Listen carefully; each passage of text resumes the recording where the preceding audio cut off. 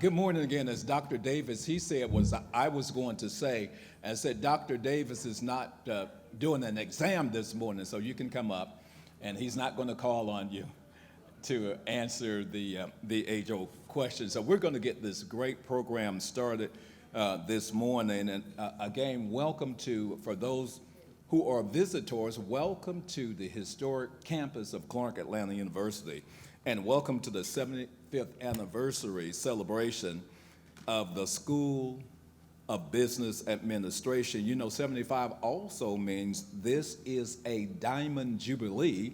Therefore, this is a great celebration. So give yourselves a big round of applause for this celebration. And everyone should be excited as you look at the portraits of the leaders on the stage here, the torchbearers, the trailblazers, and those who have the titans of the CAU School of Business, and we're just so happy to have you here this morning. The theme, reflecting forward, that's a wonderful theme, and hopefully many of you were able to attend the big kickoff yesterday. We had a yard party in the quad, and it was something special on Sunday, and you missed a treat, and I think CAU-TV recorded some of that as well, so it was a great yard party. So get the program started this morning. We are going to have our welcome from Dr. Mesfin Bazuna, who's the Interim Dean, School of Business Administration. And Dr. Bazuna is one of those, if he sees you on campus, he's going to stop you to make the request. Come on up, Dr. Bazuna.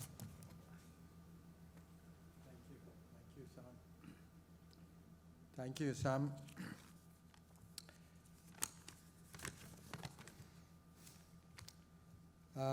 Good morning and welcome, everyone.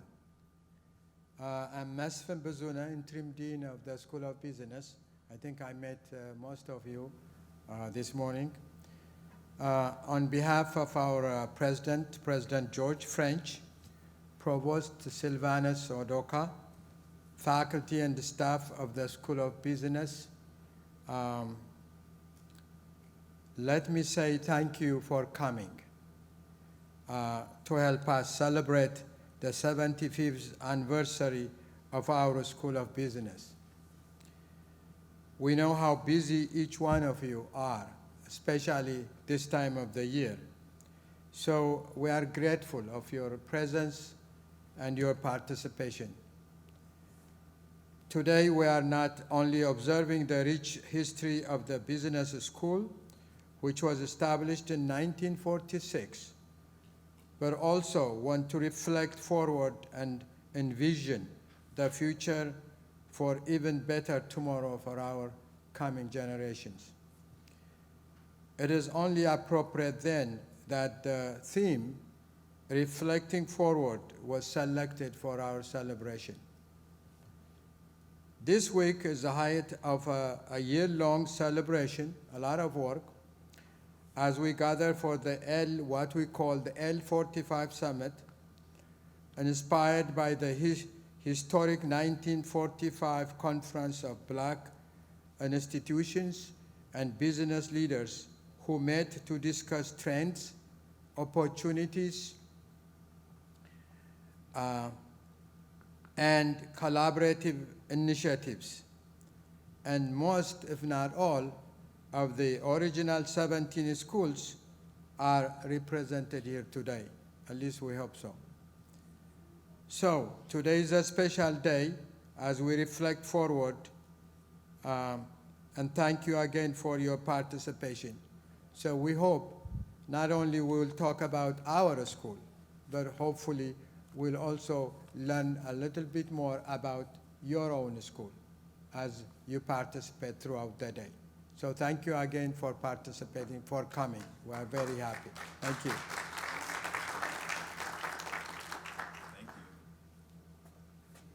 Thank you, Dr. Bazuna. We will now have opening remarks from the SBA Annual Chair, 75th Anniversary Chair, Dr. Ed Davis. Good morning again. We are just so happy that we've reached this point. we had envisioned a year-long celebration, and we had planned a lot of face-to-face activities. But then something called COVID hit us. And so we had to put many of our face-to-face activities on hold. We did do a year-long virtual celebration, and they were very, very successful. And our major themes were we were going to look back to 1945, so we've done some looking back. Then we were going to talk about the present, and we spent some time looking at the present. But our major theme is to reflect forward. What is the future for management education? And particularly, how can HBCUs play a role in that future? Can you imagine those 17 institutions coming together in 1945, and out of those 17 institutions, the first business school at an HBCU was launched at Atlanta University? I just marvel at how those folks came together to talk about the future of education. And now here we are in 2022, confronted with many, many, many challenges in education. We're being challenged by corporate who are now dealing in education. We're being challenged by people no longer, many of them wanting to come to campus face to face. We've always been challenged by resource constraints. But if they could do it in 1945, think of what we can do in 2022 and going forward. So the dean, Udoka, who is now our provost, came to me and asked me, can you chair our 45th legacy luncheon? Can you chair our 75th anniversary? And I said, I think, Dean, you came to me because you think I'm 75 years old. And he looked at me, he said, I know you're not 75, I think you're older than 75. So as I tell my students, never refer to me as old, just say I'm seasoned. And so my colleagues over that table, those deans who are sitting over there, I know some of you are seasoned also. So I just want to thank the deans who have come in to recreate what happened in 1945. And just let's have a discussion of what we can do to make sure that our students of the future can progress the way we have over these last 75 years. So I welcome you on behalf of the School of Business, all of our faculty and students, and just let's have a great discussion on the future of management education, particularly at our HBCUs. Thank you and good morning.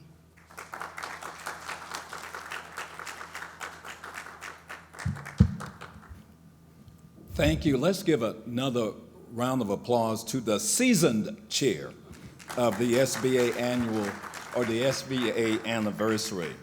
We will now have opening remarks from Charles Richardson. And of course, Dr. Richardson is the president-elect of the National HBCU Deans Roundtable. Come on up, Dr. Richardson. Thank you, Mr. President. I will be brief. Bring greetings from the wonderful group that I've been selected as the incoming president for of the HBCU Deans Roundtable. And as Ed has said, we tend to be seasoned when we get to that point. And I want to talk about a couple of seasoned people. First one, his name is Ed. Was Ed Irons. See the nods. Ed retired at 87 years old. Talk about service. And he wasn't on a cane, he wasn't on a scooter, he was walking with vigor, right? And if we could do what he's done, that's my idol. If I could live to be 87 and still be teaching, that's a life right there, all right? And Ed's here, and he doesn't want me to do it, but I got to talk about Ed Davis too, because he's seasoned. And when I get in trouble, that's who I call. Last call was just before I went to A&M. What do I do? Take the job under these conditions, right? So I've been knowing Ed for a while. And without him, I might not even gone back to school and got my doctorate. So probably the audience for this kind of talk would have been more students than faculty to understand what we got going on here. There's a rumor that the BEAT program is coming back. When the BEAT program started, not Clark Atlanta University, right? What was it called before that? Clark College. Clark College and Don, yep, he's here. What's the other school? Southern. Those two universities were the first ones to do BEAT. And those who can know what the contribution that BEAT can make, that can have a big impact on the students. And last guy I want to say, and he won't admit to being seasoned, is Dr. Mesfin.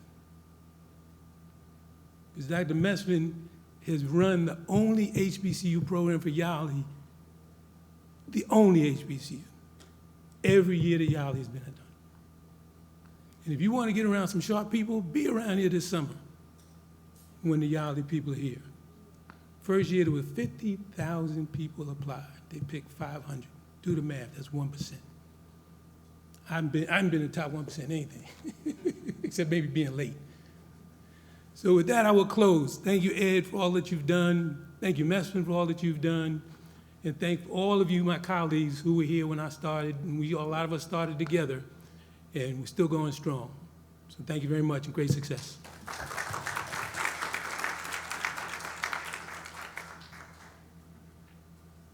Thank you, Dr. Richardson. We're going to move the program along, and everyone, please take advantage of this great program, because as I review the program and as I take a look at the milestone dates, 1865, when you think about the founding of Atlanta University, I think that was about 5 months after the Civil War in September when Atlanta University was established. And then you talk about 1883, when you think about the first business education institution in the nation, and that was established at an HBCU. And then 1869, when Clark College was founded, and then you go to the 80s, 1988, CAU was founded, and I'm a born-bred fed native rare species Atlantan, and you have to explain to students and people, this just didn't happen by happenstance. And when I think about walking as a kid up and down Auburn Avenue and MLK and all of those great streets when it was just flourishing with great entrepreneurs, they didn't call themselves entrepreneurs at the time. That is a name that we have provided that particular aspect of business. But I am so excited to learn more about this. Now, Dr. Udoka is coming up next, and of course, he's serving as the interim provost. I thought I was busy, but he has gotten busier. So he's going to come up to share with us at this particular time, and let's give him a round of applause as he makes his way to the podium. And Dr. Udoka has been planning this for, I know it's been more than a year, and to finally get to this point, if you see him with a huge smile, that is because he's happy to have it here. Let's give him another round of applause.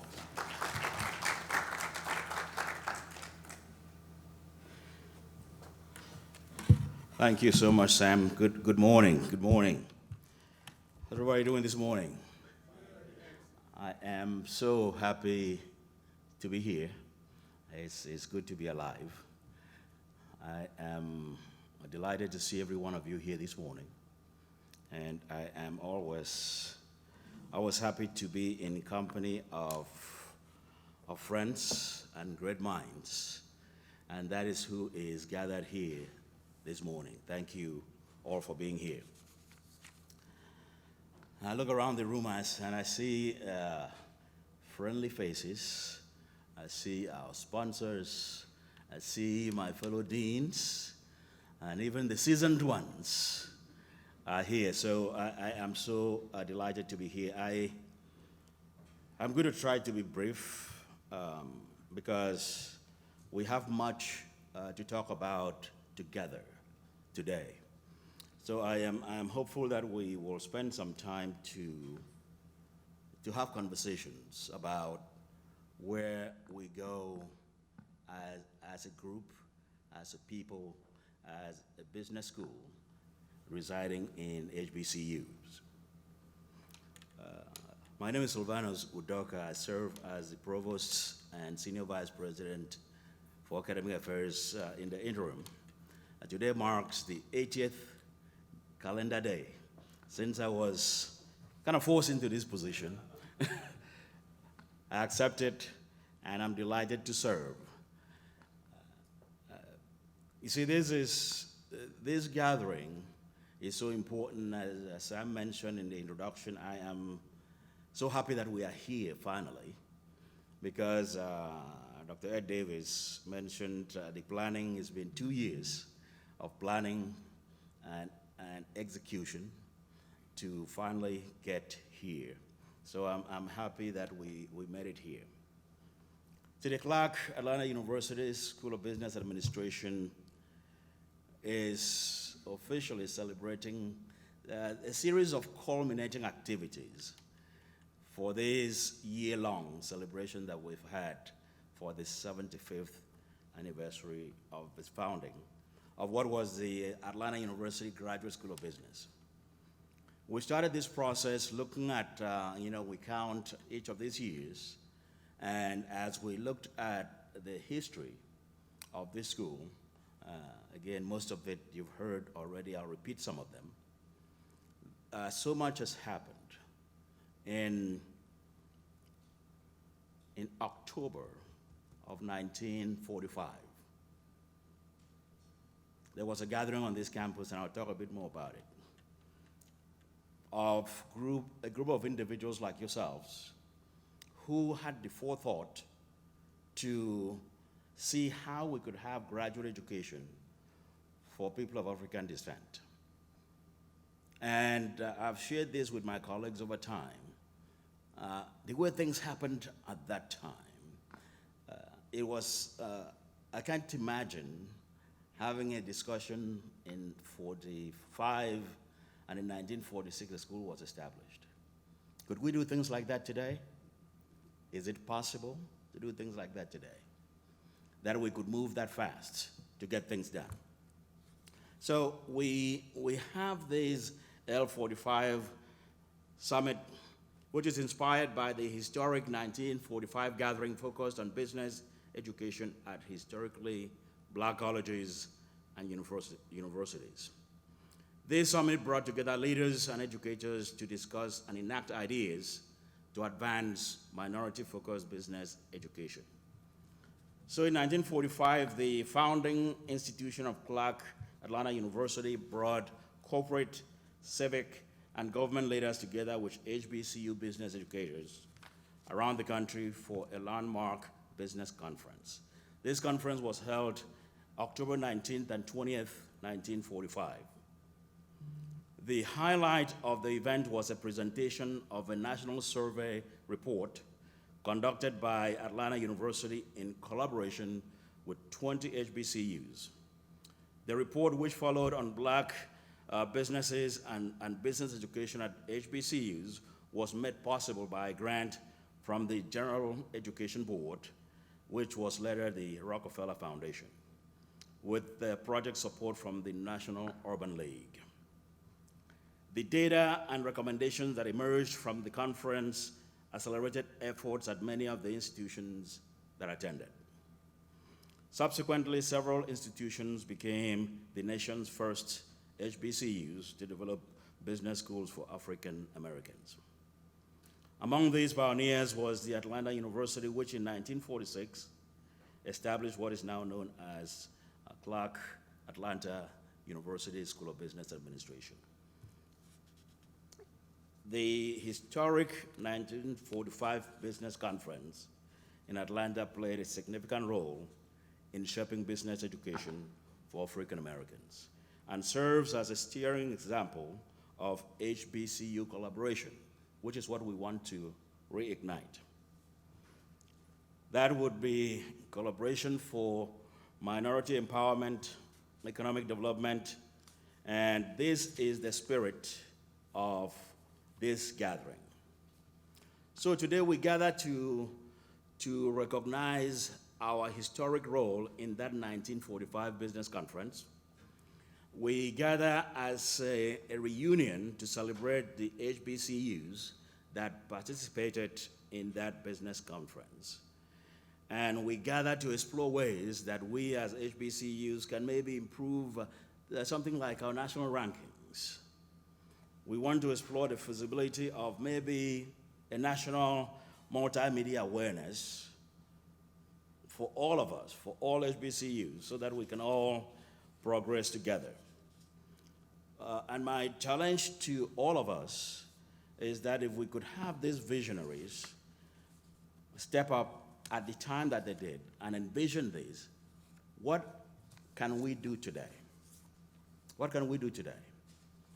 So I'm going to challenge all of us in the sessions that follow, listen intently, participate actively, and help us think through how we can improve ourselves, and especially for you academics, the students that come to you to be educated. There's just a few things that I'll throw out, and none of this is new to any of you, none of it. We have experienced, I think, in the news, there have been more changes in the last 5 years than we've had in the last 50. How are we using that? How are we moving that into what we do in the academy? Look at things that have made these changes happen, and I'm not going to remember them. Tesla, right? Lyft, Uber, Intel. These are companies that have completely changed the landscape of their businesses. How were we prepared for that? How will we prepare for the next shift that is coming, which is certain is coming? We have a lot of disruption that is happening around us. It's well known, again, especially for those of us in the academy, that we are slow to change, not sure why, but we have to think about how to be more nimble, because there are a lot of sources of these disruptions that is hitting around us. The rise at a very rapid rate of digital alternatives to everything. We're still doing a lot with paper, but this digital transformation, whether we like it or not, is here. We have to decide how we move that into what we do on a regular basis, to change how we do business, to move a little faster as we do business. Sources of disruption we can see here at our institution. Tuition rates are not going down. Maybe there are some, I think there are a few, but most of us always increase tuition. We don't have tuition go down. That is a disruption. I've mentioned, again to my colleagues here, if we keep doing business the way we've always done business, we will be out of business. And so rates are going up. Student loan debt is an epidemic. We graduate students who go out to work and give a majority of their income to pay loan debt. What are we doing to help this? What are we as institutions doing to help this? We have this constant prediction that enrollments will be going down because kids are not being born at the rate they were a few years ago. So the few that are born, we have to curate programs that will actually attract them to come to our institutions. Are we planning for this, or are we just waiting for it to happen? There is, as in any product development, there is a case of overproduction. And one always wonders, we are always working to bring more students into our programs.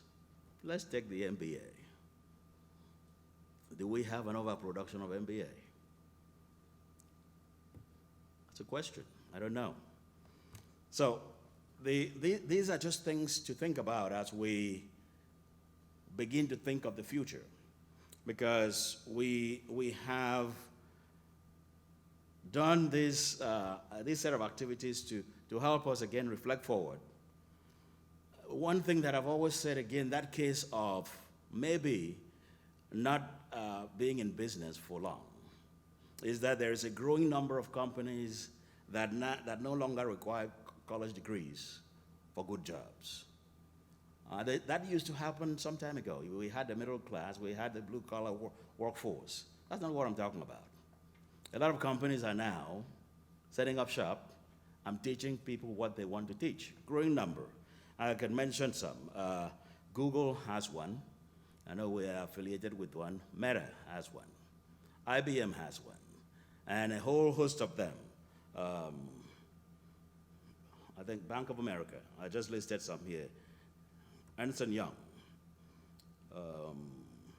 And a whole host of others. These companies are setting up and training people specifically for competencies that they want. And as we told you, we just signed a contract a few months back with Meta for some of this competency training. And what they shared with us is simply that they could take any student who is willing, with a high school diploma, train them in 2 of these competencies, and they get out earning $80,000 or more without a college degree. These are the challenges facing us. That means if we continue to do business the way we are doing it now, we will not be in business for long. So we have to reimagine the curriculum. How can we reimagine the curriculum to shape the future? And I share this with the corporate partners that I interact with, that my business is to keep them out of the business of education. And the only way that we can do that is to find out what they are trying to do and replicate that here so that they can face what their prime function is and do that well. And maybe we could do this piece well enough for them to stay out of the business of education. Can we do that? How do we begin to do that? I have some ideas, but let us have conversations around these kinds of topics. We look at our learning systems, our learning structures. How are we deploying, for instance, simply learning platforms? We have cases here in our university that we have platforms that are not talking to each other, that do not play well with each other, and yet we use them. How are we thinking going forward about deployment of these fragmented platforms? We have Canvas. We have an ERP system that doesn't play well with Canvas. We have and others. Will this affect how we do business in the future? If so, shouldn't we be having a conversation, especially we in the business school? This is what we teach people. Shouldn't we be having a conversation about a complete overhaul of the system to ensure that things work seamlessly, to ensure that if we have a unified platform to deliver content, to deliver education, they can actually talk to each other? These are some of the things that I think we accept too many things, and I'm challenging all of us not to accept these things, but to challenge them, to step up and do something differently, because we, after all, the business school. There are some things that we have to be conscious of, at least in my mind. Adaptability is the key to survival.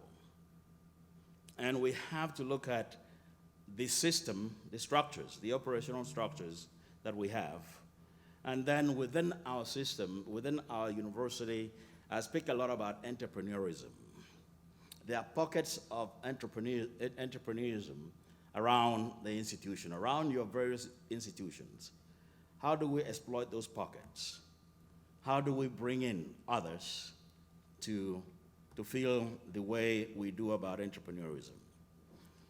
I push this very hard on our students because I really believe that entrepreneurism is what makes a difference in how every one of us performs.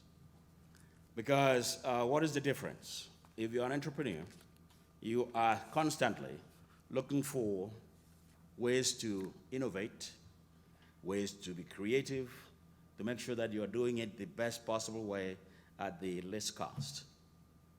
So if we take this as our business, again, I repeat all the time, take it as if it's your business because it is. Take it as if it's your own because it is. So if we take this as entrepreneurs and immerse ourselves, our curricula, the activities that we do in entrepreneurism, I truly believe that we could make a difference. For our students, we offer majors and concentrations in entrepreneurship. What does that mean? When students come in, they are typically thinking that they want to go out and create businesses. We want them to do that. That allows them to create wealth and to build generational wealth. But from my standpoint, what I'm more interested in is in the mindset, is in creating that entrepreneurial mindset that tells you that this is your business. Whatever it is you're doing is your business. You do not have to be in a specific setting to be entrepreneurial, but if you take it upon yourself to be entrepreneurial where you are, you will always set yourself apart from others. And I tell our students that is there a way that we could actually tap into something like this. There are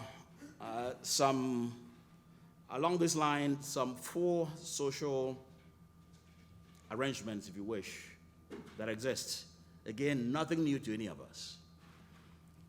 One is that of discovery. What is discovery?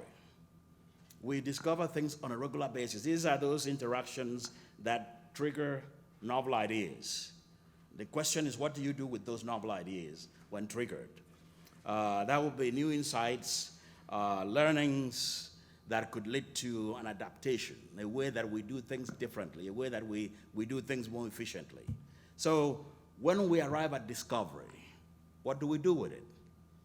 That piece of entrepreneurism kicks in to say, could I have a friend or a team that could help me think through this to where it becomes a solution for our organization? How many times do we have these complaints and headaches about the inefficiencies of our systems and structures?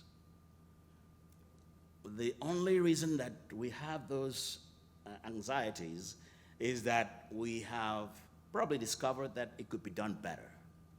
So let's not just stop there, let's take it further. The second one is the development. That means if we have this discovery, how do we move to develop this further by having cohesive teams that would help us move these ideas along, refine it, make it actually useful, make it actionable? Is that something we should maybe think about as we go through this process? Again, none of this is new to any of you, I'm sure. The next one is diffusion.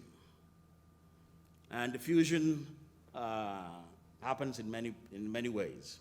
These are those, once we have discovery, we have development with teams, diffusion allows us to move these concepts across the organization.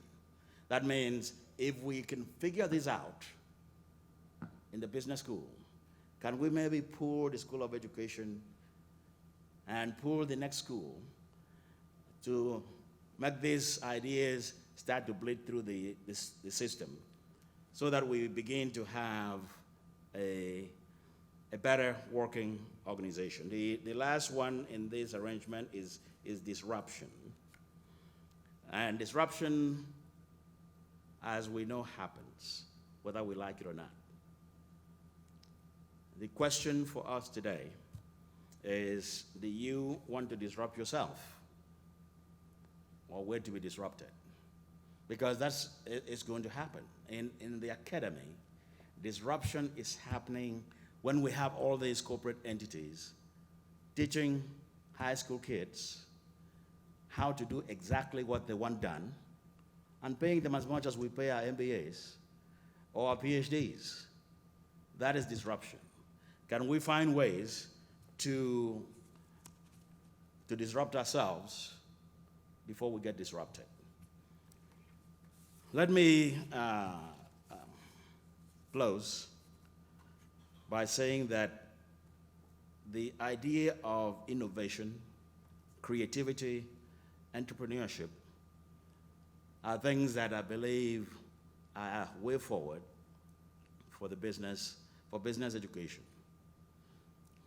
If we consciously,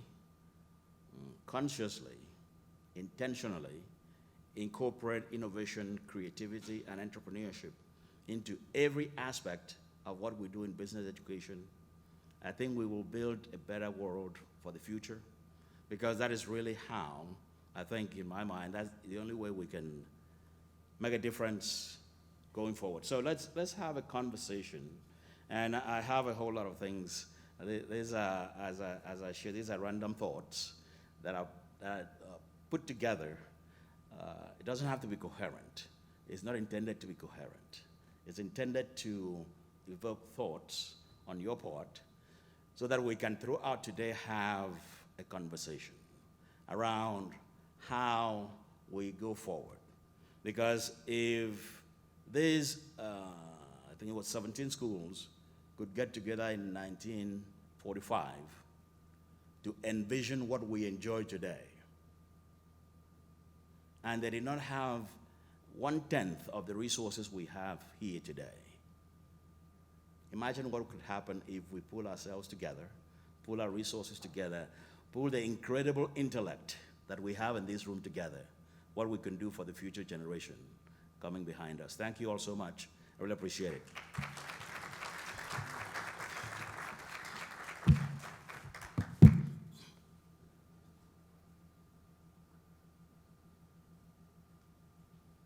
Thank you. Let's give Dr. Udoka another big round of applause. And that was actually the keynote, and what a wonderful keynote. And Dr. Udoka, when you use those three words in terms of innovation, creativity, and entrepreneurship, I remember them as simply ICE. So when you think of the term ICE, or the word ICE, innovation, creativity, and entrepreneurship. At this particular time, team, we're going to take a break, and then we're going to come back to prepare for the morning session, starting at 10 a.m. in terms of, now we're past 10 a.m., but we're going to start with the panel discussion, and I look forward to engaging that time. So we're going to take a little break here, and then we'll call you back soon. Thank you.